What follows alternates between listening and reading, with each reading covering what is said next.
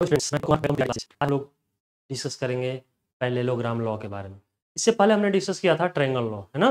तो triangle law से हमने दो वेक्टर को ऐड किया था और आज हम लोग पैरेललोग्राम लॉ से दो वेक्टर को ऐड करते हैं। रिजल्टेंट तो सेम आएगा, देखते हैं कैसे ऐड होता है ना।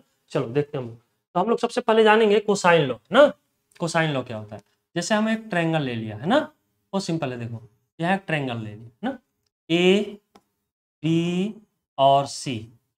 ये कुछ एंगल बना रहा है अल्फा, और ये एंगल बना रहा है बीटा, और ये एंगल बना रहा है गामा। अब यहाँ देख, यदि हमको कॉस अल्फा लिखना हो, बहुत सिंपल है। कॉस अल्फा, अल्फा के सामने की साइड को छोड़ दो। कैसे लिखेंगे ये समझना हम लोग। अल्फा के सामने की साइड को आप छोड़ दोगे, ठीक है। क्या बचा, ए सी और ए बी। तो हम लोग लिखेंगे A C square plus A B square, और माइनस में जो साइड हम लोग अभी छोड़े हुए थे उस साइड को लिखना है। कौन साइड छोड़े थे, बी सी। तो हम यहाँ लिख लेंगे बी सी का स्क्वायर, और divided by 2ac into A B. बहुत बढ़िया। चलो अब हम लोग बात करते हैं कॉस बीटा। वेरी गुड, बहुत अच्छा। कॉस बीटा देखो भाई, सामने का साइड क्या है, एसी।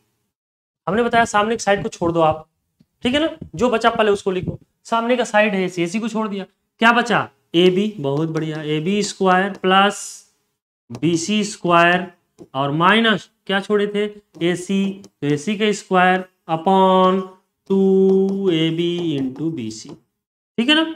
उसी तरह हम लोग बात करेंगे कॉस गामा के बारे में।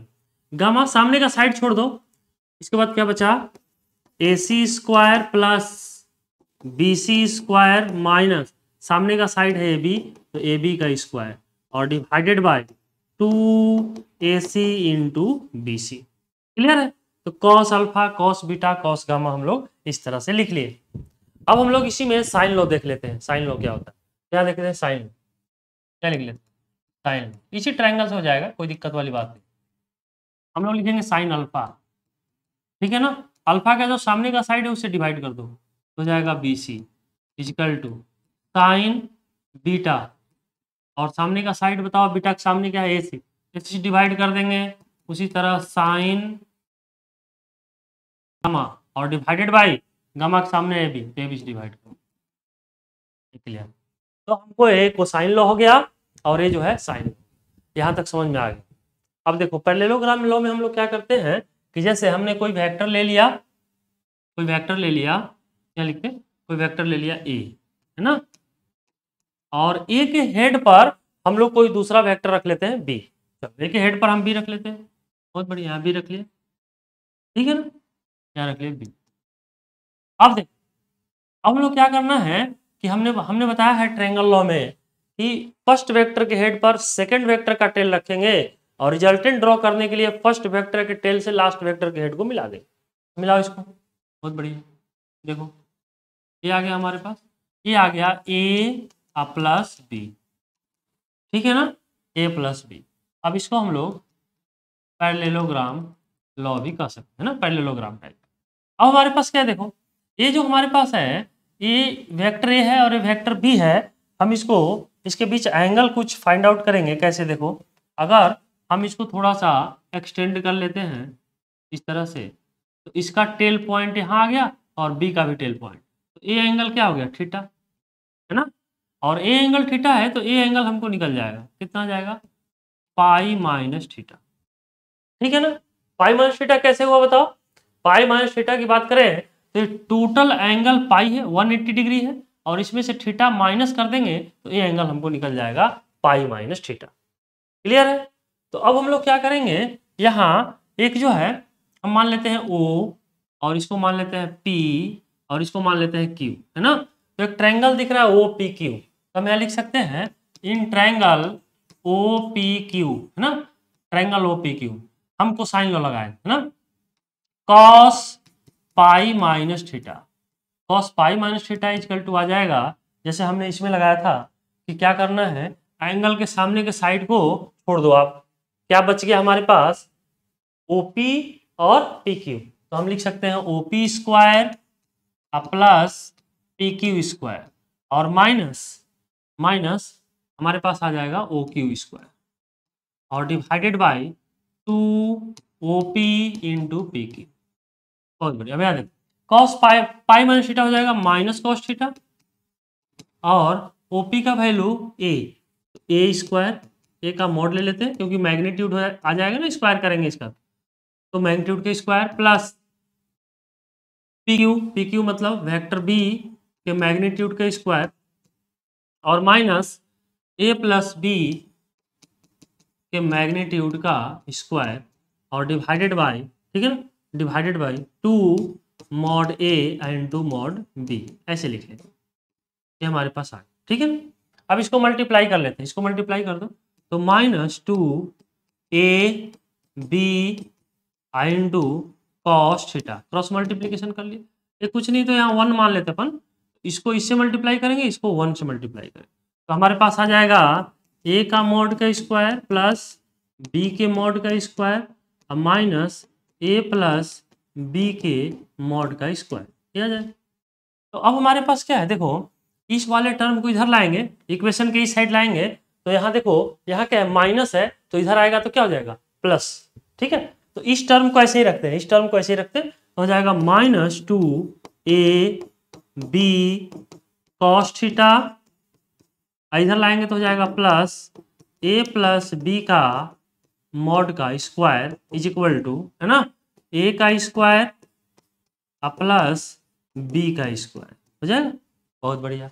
अब यार ए वाले टर्म को ऐसे ही रहने दो, इस टर्म को जो 2ab cos थीटा वाले टर्म है, इसको इक्वेशन को उस साइड ले जाएंगे, तो यहाँ माइनस है तो क्या हो जाएगा प्लस, तो हम लोग यहाँ लिखेंगे ए प्लस बी के मॉड का स्क्वायर इज इक्वल टू, और ये जो टर्म है इसको, ये तो ऐसे ही रहेगा, इसमें कोई चीज नहीं करनी, ये तो ऐसे ही रहना, तो हम यहाँ लिख लेंगे ए का स्क्वायर प्लस बी का स्क्वायर, है ना, और इस टर्म को उधर ले जाएंगे तो जाएगा प्लस 2ab cos थीटा, है ना, ठीक है।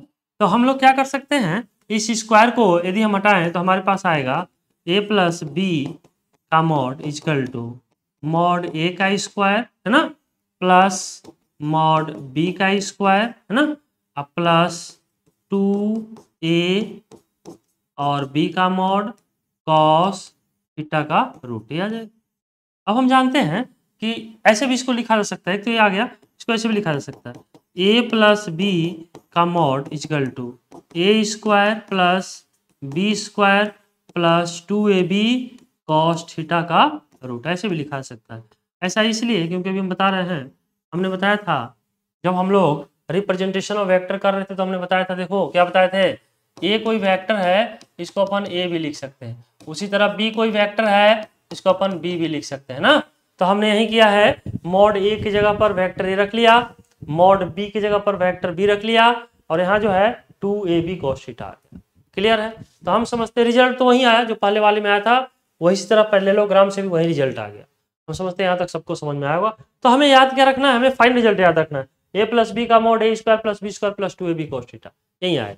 चलो नेक्स्ट हम लोग बात करेंगे, नेक्स्ट हमारे पास है कुछ नोट में हम लोग देखते हैं, यदि ए और बी इक्वल हो जाए, जैसे अभी हमने क्या बताया था कि यदि कोई वेक्टर ए है पैरेललोग्राम में, हम एक बार बैक करके देख लेंगे, यहाँ देखो हमने बताया था कि ए और बी का जो रिजल्टेंट है ये आएगा, है ना। अच्छा, अब इसके बाद हम लोग क्या करते हैं कि यहाँ से एंगल निकाल सकते हैं रिजल्टेंट का, तो रिजल्टेंट का एंगल हम लोग देखें तो क्या आता है, इसको देख लेते हैं, है ना। तो रिजल्टेंट का एंगल जो आएगा, ये मान लेते हैं ए एंगल क्या है अल्फा, है ना, और यहाँ से एक परपेंडिकुलर डालते हैं, है ना, एक परपेंडिकुलर डाल, तो यहाँ क्या आ जाएगा, ये वाला यहाँ से यहाँ तक आ जाएगा बी कॉस थीटा, है ना, बी कॉस थीटा, बी का एक कंपोनेंट इधर आ गया बी कॉस थीटा, और एक इधर हो जाएगा बी साइन थीटा, ठीक है ना। ऐसे समझ लो, बी जो है कैसे इसको समझना, बी कॉस थीटा कैसे, बी जो है इस लाइन के साथ एंगल बना रहा है, तो cos component B cos theta और इसके परपेंडिकुलर बी साइन थीटा। तो अब यहाँ कुछ हम मान लेते हैं ओ पी क्यू, यहाँ आर मान लें, है ना, आर तो दिया हुआ है, रिजल्टेंट में आर यूज हो जाएगा, तो हम इसको थोड़ा कुछ और भी वैल्यू मान सकते हैं, ठीक है ना, और भी वैल्यू हम लोग मान सकते हैं, क्या मानेंगे वो देख लेते हैं, हम एस मान लें, एस मान लेते हैं ना,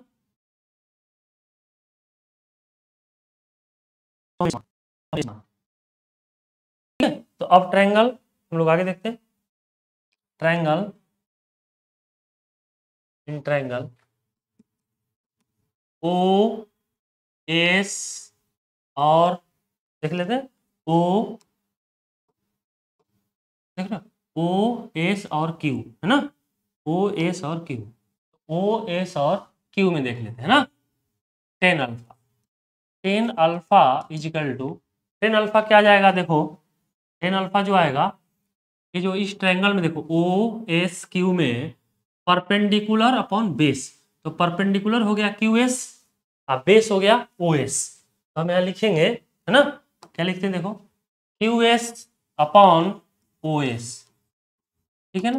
क्यू एस को लिख सकते हैं बी साइन थीटा है ना, और ओ एस को क्या लिख सकते हैं, तो ओ एस को लिख सकते हैं देखो, ओ एस को देख रहे हो, ओ एस को लिख सकते हैं OP plus P S, OP का वैल्यू ए दिया हुआ है और पी एस का वैल्यू है बी कॉस थीटा, हम लोग लिख सकते हैं A plus B cos theta, हमारे पास आ जाएगा A plus B cos theta, ये आ गया।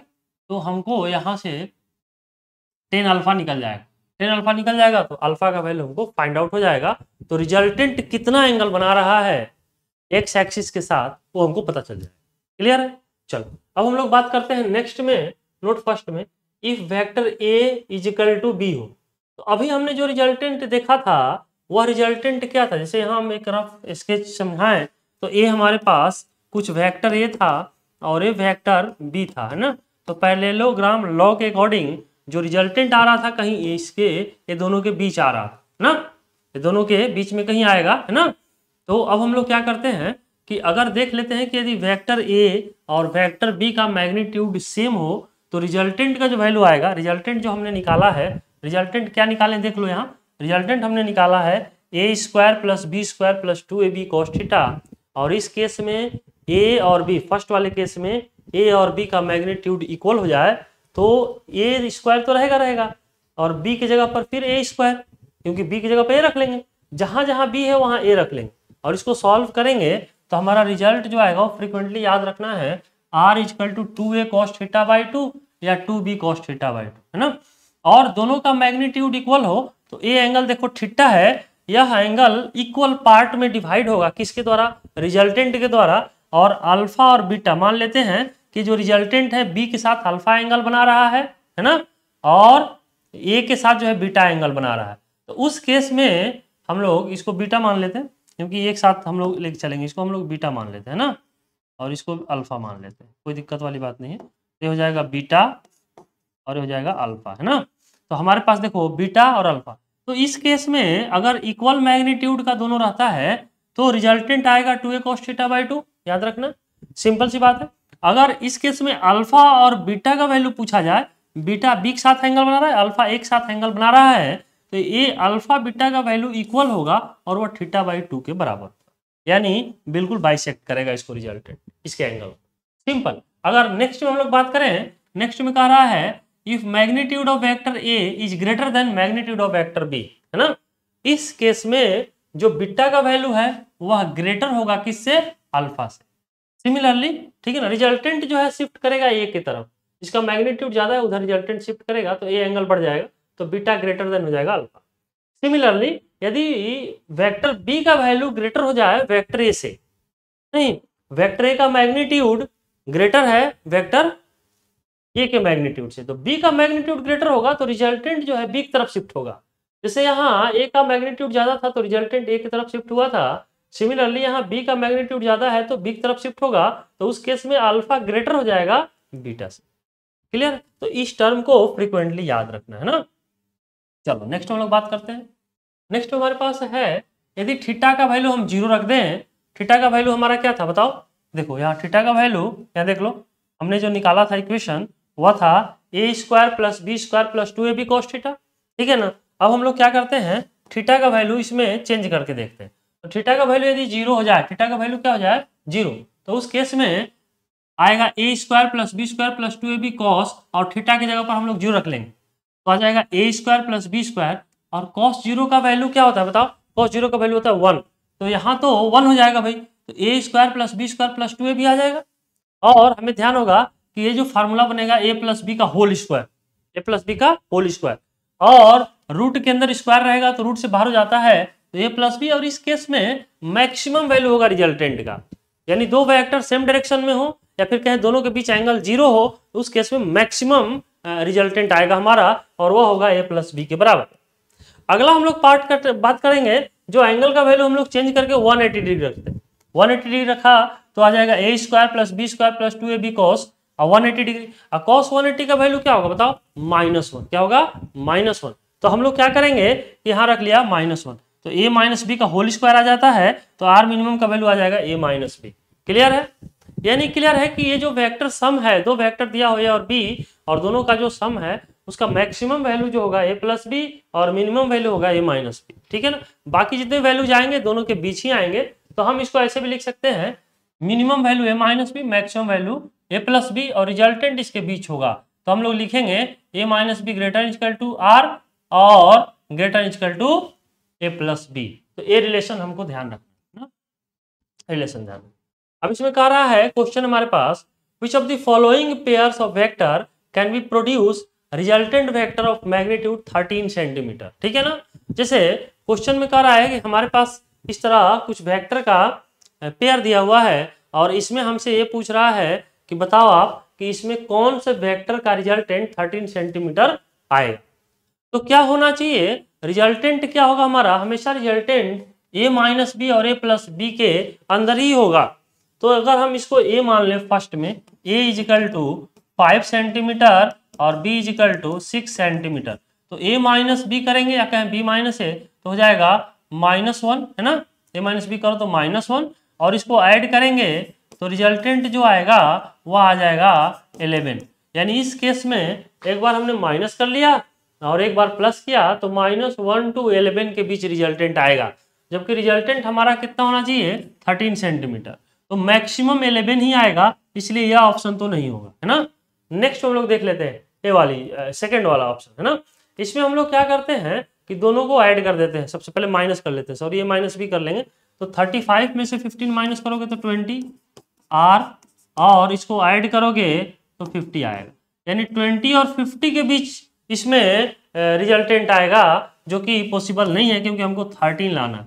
तो 20 से 15 के बीच 13 तो नहीं आएगा, तो ये भी ऑप्शन गलत दिया हुआ। उसी तरह हम लोग बात करते हैं 1 सेंटीमीटर एंड 14 सेंटीमीटर के बीच में, तो ये आ जाएगा 13 सेंटीमीटर, जब माइनस किया तो, है ना? रिजल्टेंट आ जाएगा 15 सेंटीमीटर, दोनों को ऐड कर दिया। यानी 13 to 15 के बीच 13 तो आ रहा है, यानी ये सही है। ठीक है ना? इसमें भी नहीं होगा क्योंकि 4 to 6 के बीच आएगा। एक बार माइनस करो, 5 - 1 4, है ना? और इसको ऐड करो तो 5 + 1 6, यानी क्लियर है कि 13 इसके बीच भी नहीं आएगा, इसलिए हमारा सी ऑप्शन करेक्ट होगा, ये सी वाले, क्योंकि इसमें 13 to 15 के बीच रिजल्टेंट आ रहा है तो 13 के इक्वल तो हो ही आएगा। ठीक है, चलो नेक्स्ट में हम लोग बात करते हैं नेक्स्ट। ठीक है, नेक्स्ट में है मैग्नीट्यूड ऑफ, देखो magnitude of force 5 Newton and 10 Newton can not produce 10, क्या प्रोड्यूस नहीं कर सकता है, 10 न्यूटन, 12 न्यूटन, 8 न्यूटन, 2 न्यूटन। तो देखो ये इसमें भी वही कंसेप्ट है, मिनिमम टू मैक्सिमम फोर्स हमको निकालना। तो मिनिमम क्या है, मिनिमम हम लोग जो माइनस करेंगे और मैक्सिमम क्या आएगा जो प्लस करेंगे। तो मिनिमम जो आएगा वो आएगा 10 - 5 यानी 5, है ना? और मैक्सिमम जो आएगा वो कितना आ जाएगा 15 न्यूटन। तो 5 न्यूटन और 15 न्यूटन के बीच ही प्रोड्यूस होगा, है ना? तो 10 न्यूटन, 10 न्यूटन वाला टर्म आ सकता है भाई, क्योंकि 5 और 10 के बीच 10 आ जाएगा। हमको कह रहा है कैन नॉट प्रोड्यूस, कौन सा प्रोड्यूस नहीं होगा? तो 10 न्यूटन प्रोड्यूस हो सकता है क्योंकि 5 और 15 के बीच 10 आ जाएगा। उसी तरह से 12 भी हो सकता है क्योंकि 5 और 15 के बीच 12 भी आ जाएगा। उसी तरह से 8 भी हो सकता है क्योंकि 5 और 15 के बीच 8 आ जाएगा, है ना? लेकिन 2 न्यूटन फोर्स ये तो नहीं आएगा क्योंकि मिनिमम कितना हो सकता है 5 और ये 2 है, यानी ये ऑप्शन करेक्ट है। 2 न्यूटन प्रोड्यूस नहीं हो सकता है ना? बहुत अच्छा। चलो नेक्स्ट हम लोग बात करेंगे, force of magnitude 20 Newton can be produced by pair of forces, है ना? तो हमको निकालना है कि 20 न्यूटन कौन सा पेयर प्रोड्यूस कर सकता है ना? तो सेम कंसेप्ट है जो हमने बताया था। यहाँ देखो, अगर मान लो 5 न्यूटन की हम लोग बात करें तो 5 न्यूटन, इसमें देख लेते हैं 20 न्यूटन, तो 5 और 10 को हम लोग इस पेयर को पहले चेक कर लेते हैं। तो मिनिमम तो आएगा 5 न्यूटन, माइनस कर दिया, और मैक्सिमम कितना आ जाएगा, ऐड कर दो 15 न्यूटन। तो 20 न्यूटन तो इसे प्रोड्यूस नहीं होगा, है ना? क्योंकि इसका फोर्स का वैल्यू 5 से 15 ही के बीच होगा, 20 तो नहीं हो सकता, इसलिए नहीं होगा। इसको देख लेते हैं, तो हो जाएगा 20 न्यूटन, ठीक है ना, आर और 80 न्यूटन, ठीक है। तो भाई ये तो हो जाएगा क्योंकि 20 न्यूटन इसमें आ रहा है ना। उसी तरह से हम लोग नेक्स्ट में बात करते हैं सी में, ठीक है। 10 25 तो माइनस कर लो, ये तो 15 हो गया है ना, और 25 माइनस 10 15, रिजल्टेंट और दोनों को ऐड करोगे तो 35 आ जाएगा। ये भी सही है क्योंकि 20 न्यूटन 15 और 35 के बीच तो आ ही जाएगा, यानी बी भी सही है और सी भी सही है इस केस में। अब हम लोग लास्ट देख लेते हैं, डी ऑप्शन में क्या कर कि हमारे पास 5 न्यूटन और 2 न्यूटन दिया है, तो 3 न्यूटन आएगा और इसके बाद दोनों को ऐड करेंगे तो 7 न्यूटन आएगा। तो 3 to 7 के बीच 20 तो नहीं आएगा, इसलिए ऑप्शन तो नहीं होगा। तो हमारे पास बी और सी ऑप्शन इसका करेक्ट ऑप्शन होगा। हम समझते हैं यहाँ तक हम लोग समझ गए होंगे कि हम क्या कहना चाहते हैं ना। अगर किसी स्टूडेंट को दिक्कत हो तो वो क्या करेंगे, इस वीडियो को फिर से देखेंगे, एक बार फिर से देखोगे तो चीजें समझ में आने लगेगी कि कहाँ दिक्कत आ रही है।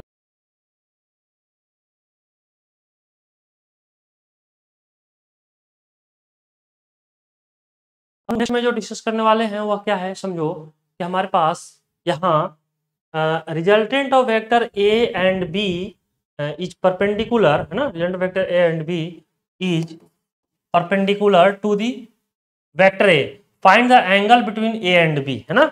तो अगर देखा जाए तो क्या क्या सिचुएशन हो सकता है कि ए और बी का जो रिजल्टेंट है, कोई वेक्टर ए है और उसका रिजल्टेंट मान लो ए है हमारे पास आर ना, और ए रिजल्टेंट किसके परपेंडिकुलर है ना, A and B is perpendicular to A, तो ए कोई वेक्टर है और इसके परपेंडिकुलर ना, तो ए एंगल क्या हो जाएगा 90 डिग्री है ना, और ए क्या है अल्फा, क्योंकि रिजल्टेंट का वैल्यू क्या आ रहा था, देखो रिजल्टेंट का वैल्यू एंगल जो हम लोग निकाले थे, सोल्यूशन कर ले तो हमारे पास एंगल जो हमने निकाला था क्या निकाले थे, tan alpha equal to B sine theta है ना upon A plus B cos theta, यही किए थे ना, ध्यान होगा। बी साइन थीटा भी निकाले, tan alpha equal to B sine theta upon A plus B cos theta, clear है। अब यहाँ देखो ये जो हमारे पास दिया हुआ है, समझना ये जो हमारे पास दिया हुआ है अल्फा का वैल्यू 90 डिग्री यहाँ दिया हुआ, तो हम अल्फा का वैल्यू 90 रख लेंगे, तो यहाँ जो आएगा tan 90 degree is equal to है ना B sine theta upon A plus B cos theta, है ना। और ऐसा करते हैं, इसको इंटरचेंज कर लेते हैं, है ना। नेक्स्ट हम लोग देखेंगे तो यहाँ ऐसे लिख सकते हैं, कोई दिक्कत नहीं। तो हमारे पास आएगा नेक्स्ट में A plus B cos theta, A plus B cos theta, फिर से लिख लेंगे, बहुत सिंपल है, A plus B cos theta is equal to B sine theta upon tan 90 degree, और tan 90 का वैल्यू क्या होता है इन्फिनिटी, हो जाएगा B sine theta upon infinity, तो यहाँ हो जाएगा A plus B cos theta is equal to 0, क्योंकि किसी में कोई रियल नंबर में इन्फिनिटी से डिवाइड करेंगे तो हमारे पास क्या आ जाएगा 0, B sine theta upon infinity तो 0 आ गया। तो हमारे पास आ जाएगा, यहाँ लिख लेते हैं, क्या लिख लेते हैं, A plus B cos theta is equal to 0, तो A plus B cos theta is equal to 0, तो हमारे पास आ जाएगा B cos theta is equal to minus A, तो कॉस थीटा कितना आ जाएगा माइनस ए अपॉन बी, तो थीटा यहाँ से निकल जाएगा cos inverse minus A by B, cos inverse minus A by B. यही हमसे पूछ रहा था कि थीटा का वैल्यू बताइए क्या होगा, तो थीटा का वैल्यू जो आ जाएगा वो आ जाएगा cos inverse minus A by B, clear. चलो नेक्स्ट हम लोग देखते हैं अगला क्वेश्चन। हमने कुछ नहीं किया है, देखो resultant of vector A and B, resultant हमने ए मान लिया और या परपेंडिकुलर है वेक्टर ए के, तो रिजल्टेंट का वैल्यू, रिजल्टेंट और ए के बीच का एंगल बनेगा 90 डिग्री, और रिजल्टेंट और ए के बीच के एंगल को अपन अल्फा लेते हैं, जैसे देखना हो अल्फा क्यों लेते हैं, यहाँ दिखा रहे हैं अपन, ठीक है ना। देखो यहाँ देख रहे हो, ये रिजल्टेंट है और ये वेक्टर ए है, क्या लिए अल्फा, यानी इस केस में अल्फा का जो वैल्यू है ना, देख लो यहाँ जो है देख लो रिजल्टेंट है ए है, इसके बीच का एंगल क्या है, अल्फा। यानी वहाँ 90 डिग्री जो दिया हुआ है वो किसका वैल्यू दिया हुआ है, अल्फा का। तो इसीलिए हमने लिखा 10 अल्फा की जगह 90 और इसको सॉल्व किए तो हमारे पास थीटा का वैल्यू आ गया cos इनवर्स माइनस a/b। ठीक है, चलो नेक्स्ट क्वेश्चन में हम लोग बात करेंगे। तो नेक्स्ट क्वेश्चन क्या है समझो। नेक्स्ट क्वेश्चन कह रहा है resultant of vector p and q is r। p और q दो वेक्टर है, इसका रिजल्टेंट क्या दिया हुआ है, r दिया हुआ है। बहुत अच्छा, ठीक है ना। अब इसके बाद कह रहा है when magnitude of vector q become double then new resultant become perpendicular to p। यानी देखो यहाँ जो हमारे पास आएगा, जैसे यहाँ हमने क्या किया है समझना कि यहाँ जो आएगा, ये जो वेक्टर ले लिए हैं यह p है, क्या वेक्टर है p, इसको ये मान ले, लेट एक की तरफ ये कर रहा है ऐसा मान लेते हैं, इससे वो समझने में आसानी हो जाएगा। p भी रहने दे सकते हो, कोई दिक्कत नहीं। अब इसके बाद कह रहा है कि p और q का जो रिजल्टेंट है ना, रिजल्टेंट, ठीक है ना, ये रिजल्टेंट, ठीक है, p और q का है और ए एंगल कितना बना रहा है 90 डिग्री, ये परपेंडिकुलर है ना। तो परपेंडिकुलर है तो हम लोग tan अल्फा निकाल सकते हैं ना। नहीं, परपेंडिकुलर के केस में हमने निकाला है, क्या निकाले हैं देखो, हमने निकाला है cos theta is equal to क्या आया था, -a/b, नहीं आया था, ठीक है ना। तो हमारे पास -a/b देख लो यहाँ, ठीक है ना, ये है -a/b। चलो ठीक है, बहुत बढ़िया। तो हम यहाँ देख, यानी a के जगह जो है हम p लिख सकते हैं और b की जगह 2q लिख सकते हैं cos थीटा, क्योंकि b की जगह 2q होने पर ही परपेंडिकुलर हो रहा है, ठीक है ना। ये रिलेशन तो हम जानते हैं, ये रिलेशन अभी हमने डेराइव करा है cos theta is equal to -a/b। अब क्वेश्चन में कह रहा है p और q का जो रिजल्टेंट है यह जो है p पर परपेंडिकुलर होता है, ठीक है ना। लेकिन परपेंडिकुलर कब होता है, जब q का वैल्यू डबल हो जाए, है ना। तो यहाँ पहले q था तो अब 2q हो गया, यानी cos theta is equal to लिख सकते हैं p अपॉन -2q। अब हमारे पास क्या कर रहा है कि बताओ find out magnitude of q, q का मैग्नीट्यूड हमसे पूछ रहा है। तो बहुत सिंपल है, हम लोग यहाँ लिखेंगे resultant is equal to p² plus q² plus 2pq, है ना, cos थीटा, है ना, 2pq cos थीटा। बहुत बढ़िया। तो हमारे पास आ जाएगा p² प्लस q², है ना, p² plus q² plus 2pq और cos थीटा का वैल्यू हम लोग लिख सकते हैं -p/2q, है ना। तो अब हमारे पास क्या आएगा समझो, तो ये जो हमारे पास आ गया q और q तो कैंसिल ही हो गया, 2 और 2 कैंसिल हो गया, तो हमारे पास क्या आएगा बोलो, हमारे पास आएगा p² प्लस q² और -p², ये हो जाएगा, है ना, -p², p² और p² तो कैंसिल ही हो जाएगा, तो ये हो जाएगा q², ठीक है। और रिजल्टेंट जो हमारे पास आया, ठीक है ना, q² का रूट, तो रिजल्टेंट का वैल्यू आ जाएगा q के इक्वल, ये आ जाएगा, ठीक है ना। ये रूट में रहेगा भाई, ये रूट में रहेगा ना। तो हमसे ही पूछ रहा था resultant become find out magnitude of q, है ना। तो मैग्नीट्यूड ऑफ q या r देख लेते हैं एक बार क्वेश्चन, है ना, क्या पूछ रहा था, q का मैग्नीट्यूड पूछ रहा है या r का मैग्नीट्यूड पूछ रहा है, इसको हम लोग देख लेते हैं ना। तो क्वेश्चन को थोड़ा सा करेक्ट कर लेंगे, ध्यान रखना है कि यहाँ जो q नहीं है बल्कि r है ना, तो इसको हम लोग r कर लेते हैं ना, तो हम लोग r कर लेते हैं मैग्नीट्यूड ऑफ r का मैग्नीट्यूड पूछ रहा है तो r का मैग्नीट्यूड q। क्लियर है, ये कैसे हुआ समझ में आ गया होगा, हम समझते हैं, क्योंकि ये कंडीशन हमने निकाला है परपेंडिकुलर के लिए और कह रहा है कि यहाँ b की जगह हमने q रखा, लेकिन a परपेंडिकुलर कब होता है, जब q का वैल्यू डबल हो जाता है, तो यहाँ हमने 2q रख दिया। और ये रिजल्टेंट का वैल्यू होता है तो cos थीटा का वैल्यू हमने यहाँ रख दिया -p/2q, सॉल्व किए तो r का वैल्यू q के बराबर आ जाएगा। चलो ठीक है, नेक्स्ट क्वेश्चन हम लोग देखते हैं, बड़ा सिंपल है। चलो अगला क्वेश्चन हमारे पास कह रहा है resultant of 2 vectors is 8। Resultant जो है दो वेक्टर का क्या दिया हुआ है, 8 दिया हुआ है, and sum of its magnitude is 16, ठीक है ना। तो रिजल्टेंट की बात करें, यहाँ समझो हमारे पास रिजल्टेंट को क्या लिख सकते हैं, दो वेक्टर हमने मान लिया, वेक्टर a और b, a² plus b² plus 2ab cos theta, ये आ जाएगा, बहुत बढ़िया, और ये इसका रूट हो गया, ठीक है ना। तो रिजल्टेंट का वैल्यू 8 है ना। तो a² हमने यहाँ लिखा a² plus b² plus 2ab cos theta, है ना, 2ab cos थीटा, ये आ गया, बहुत बढ़िया। अब यहाँ देखो sum of its magnitude its 16। Sum of this magnitude का मतलब हुआ, ऐसा करते हैं दोनों तरफ पहले स्क्वायर कर लेते हैं, तो ये हो जाएगा 8 का square equal to A square plus B square plus 2ab cos theta का रूट हो जाएगा। नहीं, रूट तो कैंसिल हो जाएगा, हम स्क्वायर करेंगे तो रूट क्या हो जाएगा, कैंसिल हो जाएगा। ये हमारे पास रिजल्ट आ गया। चलो ठीक है, इसको हम लोग कुछ फर्स्ट इक्वेशन मान लेते हैं ना, ठीक है ना, फर्स्ट इक्वेशन मान लेते हैं, फिर देखते हैं क्या। चलो नेक्स्ट हमारे पास क्या है,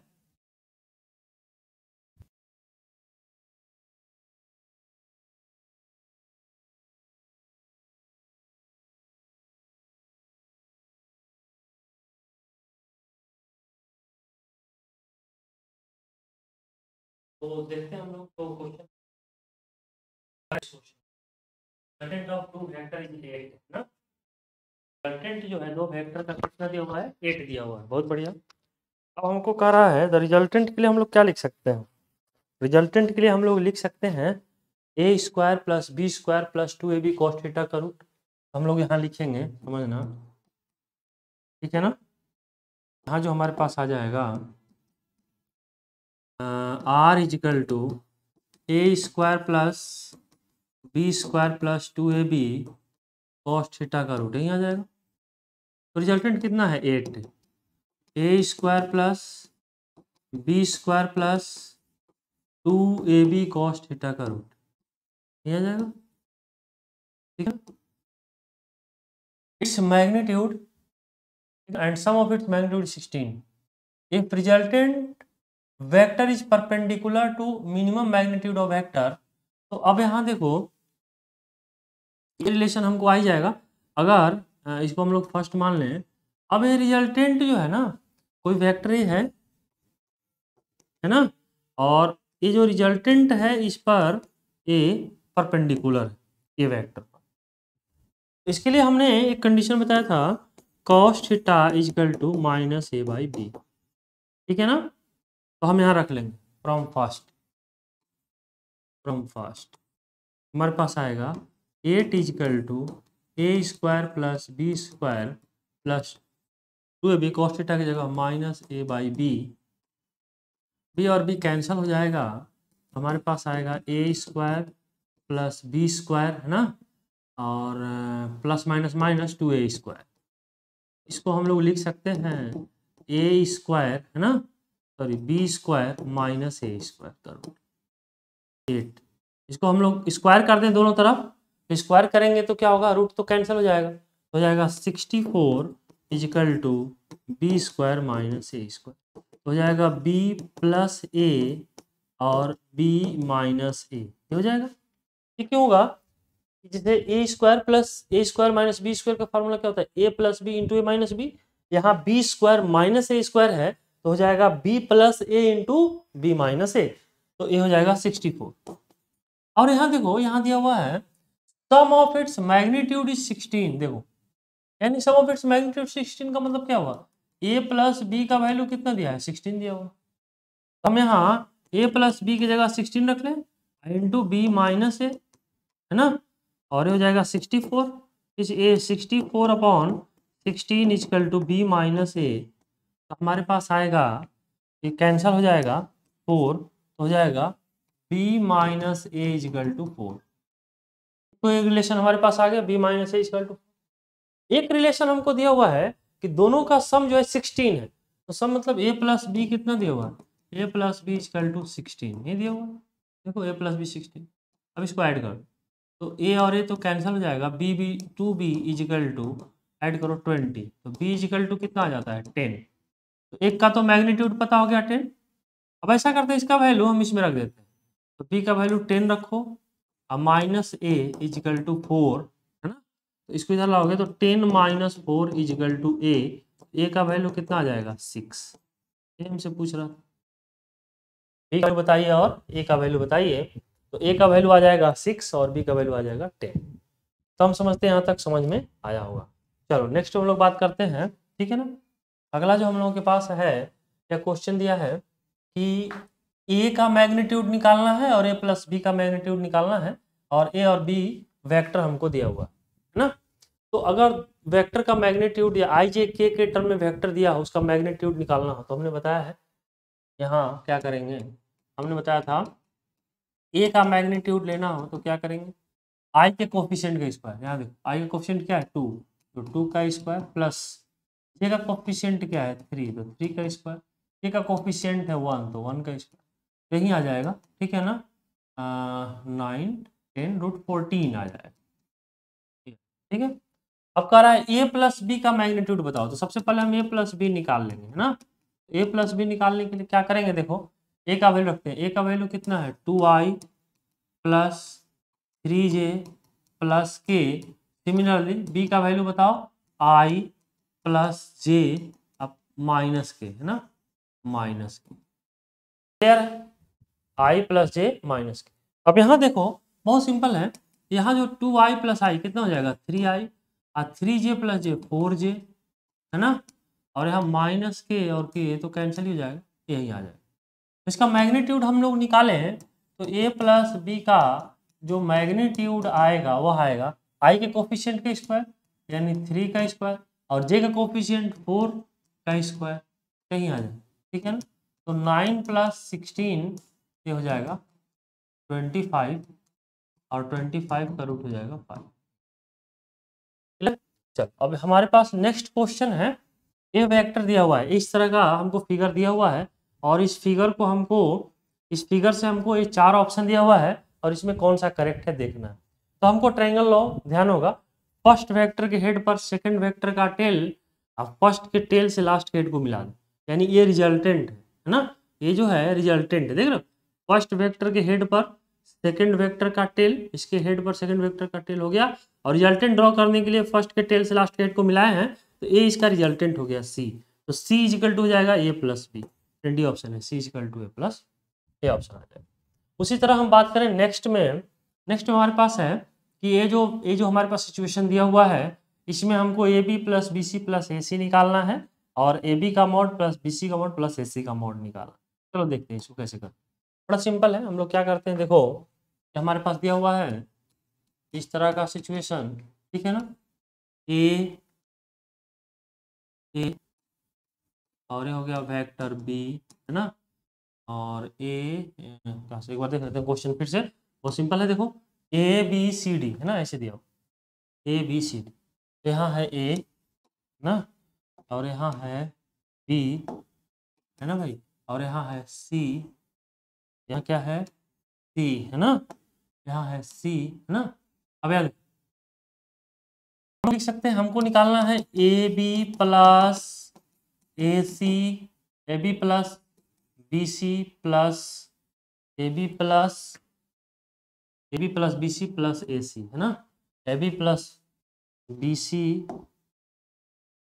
A B plus B C plus A C, ये निकालना हमको, है ना। हम लोग क्या करते हैं, A B plus B C, देखो फर्स्ट वेक्टर हो गया, फर्स्ट वेक्टर के हेड पर सेकंड वेक्टर का टेल रख लिया, तो इसका रिजल्टेंट जो आ जाएगा वह रिजल्टेंट क्या आएगा, यही आएगा ना, ये रिजल्टेंट आएगा।